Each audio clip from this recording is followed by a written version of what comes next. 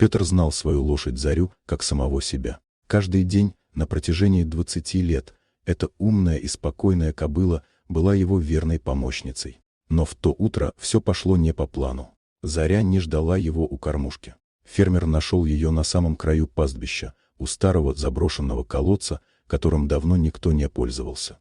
Лошадь вела себя очень странно.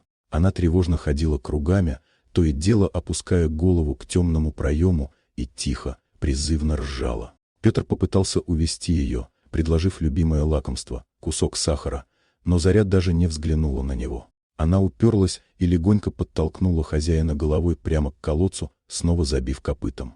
Сердце фермера дрогнуло. Он понял, что это не просто причуда. Что-то было не так. Осторожно подойдя к краю, Петр заглянул в сырую темноту. Сначала он ничего не увидел и не услышал. Но Заря снова издала протяжное ржание, и в ответ из глубины донесся едва слышный, жалобный писк и тихий плеск воды. Петр бросился в сарай за фонарем. Вернувшись, он посветил в колодец, и его сердце замерло. В слабом свете он увидел два огромных, испуганных глаза. На дне, по грудь в ледяной воде, стоял обессиленный олененок. Он провалился в ловушку и уже почти не мог держаться на ногах. Фермер потерял дар речи. Его лошадь, его мудрая Заря, не просто нашла пленника. Она все это время стояла на страже, не отходя ни на шаг и отчаянно пытаясь позвать на помощь. Новость мгновенно облетела округу. Соседи сбежались, чтобы помочь. Работали слаженно.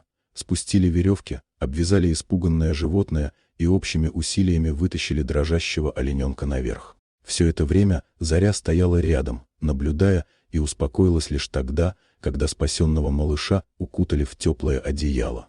В тот день Петр и все его соседи смотрели на обычную лошадь совершенно другими глазами.